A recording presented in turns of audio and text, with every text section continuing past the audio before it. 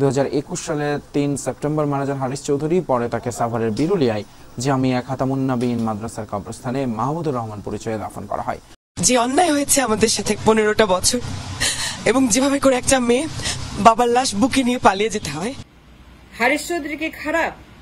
তার লাশ কবর থেকে তোলা হলো, ডিএনএ টেস্ট করে কবর থেকে লাশ তোলা। হারিস চৌধুরী আসলে খারাপ লোক, দুর্নীতিবাজ, সে কি খুনি? না। কিন্তু দায়ী কে তাকে এইভাবে বাধ্য করলো? দায়ী রেখে অপরিচিত হয়ে লুকিয়ে থাকলো কেন? হারিস চৌধুরী কেন লুকিয়েছিল? হারিস চৌধুরী কেন লুকিয়ে থাকবে? তার মতো নেতা, তার মতো ট্যালেন্ট, তার মতো বিরাট, তার মতো কর্মী, তার মতো একজন লায়ন হারিস চৌধুরী। কে দায়ী? কে তাকে বানাইছে এরকম? কেন মরতে হলো? কেন এইভাবে আননোন, নেমলেস কবরে যাইতে হলো? দায়ী রাখলো,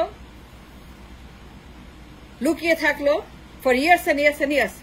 কে দায়ী বলেন? Who is going to blame for Haris Chowdhury's fate? তার মেয়েকে কেন কবর থেকে লাশ তুলতে হলো বাপের? এটা তার বাপ কিনা? এর চেয়ে ট্র্যাজেডি কি হইতে পারে আমাকে? কে দায়ী? কাদের পাপের ফসল, কাদের লোভের বলি, কাদের অন্যায়, কাদের ক্রাইম, কাদের এই দেশে কাদের পাপের বলি হচ্ছে হারিস চৌধুরীর মতো ট্যালেন্ট, ব্রিলিয়ান্ট মানুষগুলা, যারা আমাদের দেশের good citizen of the country, আমাদের ভালো নেতা এই হারিস চৌধুরীরা। তারা অত্যন্ত ট্যালেন্ট, ব্রিলিয়ান্ট, অ্যাক্টিভ নেতা, দেশপ্রেমিক। Yes, they are very good people. Haris Chowdhury খুবই ভালো মানুষ, কিন্তু আজকে যাদের লোভের বলি, পাপের ফসল এই হারিস চৌধুরীর মতো নেতারা, যারা বাধ্য করছে তাকে মরতে, আননোন। কে দায়ী? কারা দায়ী? কাদের পাপের ফসল, কাদের লোভের বলি, কাদের জন্য আজকে হারিস চৌধুরীরা এইভাবে লুকিয়ে দাঁড়িয়ে রেখে অবহিত হয়ে ফর ইয়ার্স এন্ড ইয়ার্স নিজের দেশে, নিজের ভূমিতে, নিজের মাতৃভূমিতে, নিজের নারী কাটা দেশে হারিস চৌধুরী একজন পলাতক, একজন আননোন, একজন সে নিজের দেশে ইনফেমাস, লুকিয়ে দাঁড়িয়ে রেখে সে লুকিয়ে জীবন নির্বাহ করে, কাজ করে একটা দোকান। কেন? হারিস চৌধুরীর মতো একটা লায়ন। দায়ী কে? কারা হারিসকে সৃষ্টি করেছে এই অবস্থায়? হারিস কি খারাপ? নো, হারিস একটা খুবই ভালো নেতা, a very fine man, talented, brilliant, and useful citizen of the country, দেশের নাগরিক, যাকে আমরা এই দেশে ইউজ করতে পারতাম to build the nation, to build the people, to build the economy, to build the rashtra, to build the politics, to build the parliament, to build everything. But this man was in hide. নিজের দেশে লুকিয়েছিল দায়ী রেখে। বলেন দায়ীকে? জবাব চাই। Who made Haris Chowdhury to be an infamous হারিস চৌধুরী, যাকে কবর দেওয়া হয়েছে without a name, a nameless হারিস চৌধুরী? এর চাইতে ট্র্যাজেডি আর কি হয় যে একটা হারিস চৌধুরী তাকে লুকিয়ে থাকতে হয়, দায়ী রাখতে হয়, পোশাক পরিবর্তন করতে হয়, নাম পরিবর্তন করতে হয়, একটা মুদিখানায় চাকরি করে,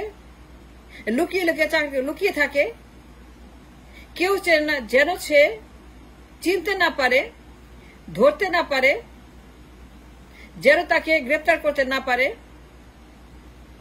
জেলে দিতে না পারে। অ্যাভয়েড করার জন্য সে দাঁড়িয়ে রেখে ইনফেমাস হয়ে গেছে, আননোন হয়ে গেছে নিজের দেশে। But who is responsible for that?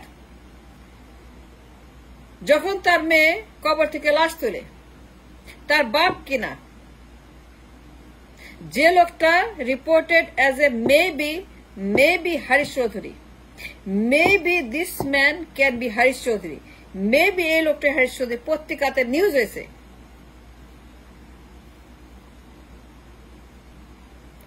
একটা পত্রিকা নিউজ করছে this man maybe Haris Chowdhury মারা গেছে। ইন্টারভিউ নিছে নেবারদের কাছ থেকে। এই লোকটাকে সে কি করে, কোথায় যেত, কোথায় থাকতো? মরে গেছে, তখন তার লাশটা দাফন হয়েছে উইদাউট এ নেম, লোকের কোন নাম নাই। কিন্তু এই লোক হারিস চৌধুরী, সেই হারিস চৌধুরী, একটা লায়ন, একটা রোরিং লায়ন। কিন্তু যারা তাকে মরতে বাধ্য করলো as a unknown Haris Chowdhury, nameless man, নিজের দেশে মাতৃভূমিতে হারিসকে কবর দিল as a unknown man in a grave that doesn't have a name of the man Haris Chowdhury. খুঁজে খুঁজে বের করতে হয়েছে। তার কন্যা যখন লাশ তুলে তার ডিএনএ দিয়ে পরীক্ষা করে তার বাপ কিনা, একটা মেয়ে যখন বাপের লাশটা শনাক্ত করে তার বাপ কিনা, যে একজন একটা দলের নেতা কর্মী তার বাপকে চিহ্নিত করে ডিএনএ দিয়ে পরীক্ষা করে বের করতে হয়। একটা বিশাল দলের কর্মী, সে বিশাল একটা দলের সে একটা হারিস চৌধুরী যখন মেয়েকে লাশ তুলতে হয় কবর থেকে, to find out if that man is his father, DNA দিতে মেয়েকে আনতে হয়, লাশ কবর থেকে তুলতে হয় যে maybe this is my father, maybe এইটাই আমার বাবা যে লুকিয়েছিল ফর ইয়ার্স এন্ড ইয়ার্স। সে পলাতক, কেউ তাকে খুঁজে পায় না। হারিস চৌধুরী কোথাও nowhere to be found, mister Haris Chowdhury is nowhere to be found। সে জেল অ্যাভয়েড করার জন্য, কারাগার অ্যাভয়েড করার জন্য, শাস্তি অ্যাভয়েড করার জন্য, মামলা আছে অ্যাভয়েড করার জন্য, বিচার অ্যাভয়েড করার জন্য, রিমান্ড অ্যাভয়েড করার জন্য সে লুকিয়েছিল অ্যাপার্টমেন্টে ফর ইয়ার্স, নিজের দেশে মাতৃভূমিতে। কিন্তু হারিস চৌধুরী যখন পলাতক, যখন মরে গেল অ্যাজ এ নেমলেস, কেউ তাকে যেন চিনতে না পারে, মুখ ভর্তি দাড়ি, চেহারা পরিবর্তন, পোশাক পরিবর্তন, কথা পরিবর্তন, তার সবকিছু পরিবর্তন, যেন কেউ শনাক্ত করতে না পারে that this man is a Haris Chowdhury, one of the great leader Haris Chowdhury. তিনি কি খারাপ? তিনি কি খুনি? তিনি কি সন্ত্রাস? তিনি কি ওই হারিস চৌধুরী যাকে আমরা চিনি? না, Haris Chowdhury is a very good man, very good নেতা, very talented, brilliant, very active, useful নাগরিক, আমার দেশের অত্যন্ত ভালো মানুষ, ভালো নেতা। কিন্তু যাদের ক্ষমতার লোভের পাপের বলি, যে সকল বেগমরা, যে পরিবারগুলা এদেরকে এইভাবে বাধ্য করছে মরতে as an unknown man Haris Chowdhury. এটা কি হারিস? এটা কি হারিস? সবাই বলে এইটাই হারিস, কেউ কেউ বলে এটা হারিস। মেয়ে বলে আমার বাবা হারিস চৌধুরী, তার ডিএনএ পরীক্ষা করব, আমি তাকে তুলবো, তাকে কবর দিব। আবার কিন্তু আমার বাবাকে আমি চিহ্নিত করতে চাই, this my daddy, this my father Haris Chowdhury, আমার আব্বা। লাশ তুলে পরীক্ষা ডিএনএ দেয়, দিয়ে পরীক্ষা দেখে এটি হারিস চৌধুরী, মিলে যায় ডিএনএ। এর চাইতে ঘৃণ্য জঘন্য পরিবারতন্ত্র, ডাইনাস্টি, পারিবারিক রাজতন্ত্রবাদ আর কি হইতে পারে? বেগমদের যে greed, extreme greed, this two Begums, এ সকল ফেরাউন, দানব, মির্জাফর, এইরকম অসভ্য, বর্বর, পাগল, ছাগল, উন্মাদ, ক্ষমতার জন্য উন্মাদ, ক্ষমতার জন্য পাগল, ক্ষমতার জন্য টক্সিক, এই টক্সিনস, এই সমস্ত টক্সিনস যারা হারিস চৌধুরীকে নষ্ট করেছে, সন্ত্রাস বানিয়েছে, জঙ্গি বানিয়েছে, খুনি বানিয়েছে, টেন্ডারবাজ বানিয়েছে, তাদেরকে এইভাবে মরতে বাধ্য করছে যে সমস্ত বেগমরা, পরিবারতন্ত্রবাদীরা, পরিবারতন্ত্র কামীরা, এই ডাইনাস্টির সমস্ত রাজতন্ত্রবাদীরা, এই পরিবারগুলা, এই বেগমগুলা যারা হারিস চৌধুরীকে নষ্ট করেছে, নোংরা করেছে, ময়লা করেছে, আবর্জনা করেছে, এবং তাদেরকে এটা ভালো মানুষ থেকে, এটা গুড সিটিজেন থেকে, ভালো নাগরিক থেকে, ভালো বাবা থেকে, ভালো স্বামী থেকে, ভালো নেতা থেকে দুর্বৃত্ত বানিয়েছে, সন্ত্রাসবাদ, জঙ্গি বানিয়েছে। যে পরিবারতন্ত্রবাদীরা, যে বেগমরা, যে দানবরা, যে দস্যুরা, যে মির্জাফরগুলা, যে ক্ষমতার জন্য মস্তিষ্ক বিকৃত পাগল উন্মাদ বেগমরা, যারা তার মেয়েকে বাধ্য করে কবর থেকে বাপের লাশ তুলে পরীক্ষা করতে যে এইটা তার বাপ কিনা। এর চাইতে ট্র্যাজেডি, এর চাইতে বড় ট্র্যাজিক আমি দুনিয়াতে দেখি নাই।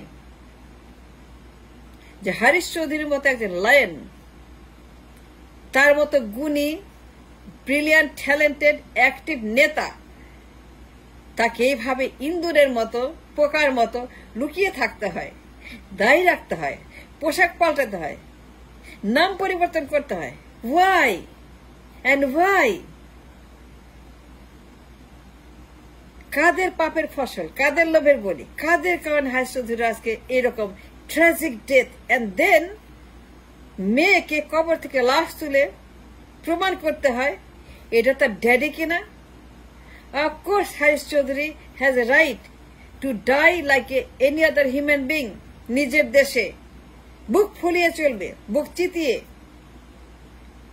সে অন্যান্য সবার মতো সে বাঁচবে, পরিবার নিয়ে থাকবে, জীবনযাপন করবে, মরবে, নামাজ পড়বে, মসজিদে যাবে, খাবে, বাজার করবে, বুক চিতে বলে আমি হারিস চৌধুরী, আমার নাম হারিস চৌধুরী, সবাই আমার নাম হারিস চৌধুরী। কিন্তু না, এই বয়সে তাকে মরতে হয়েছে আননোন। তার মেয়েকে প্রমাণ করতে এটা তার ড্যাডি। দায়ীকে এই পরিবারতন্ত্র, এই দানবতন্ত্র, এই ফাঁসিবাদী পরিবারগুলা যাদেরকে নোংরা করেছে, নষ্ট করেছে, দানব বানিয়েছে, সন্ত্রাসী বানিয়েছে এবং তাদেরকে এইভাবে মরতে বাধ্য করছে এবং তাদেরকে এইভাবে হিউমিলিয়েট করছে এই পরিবারতন্ত্রবাদীরা, এই ফ্যাসিস্ট পরিবারগুলা, এই বেগমগুলা যারা হারিস চৌধুরীকে হারিস বানিয়েছে। তারা অত্যন্ত ভালো মানুষ, good citizen, they are very good daddy and husband and children. কিন্তু এই Haris Chowdhury became a monster because of this Begum's.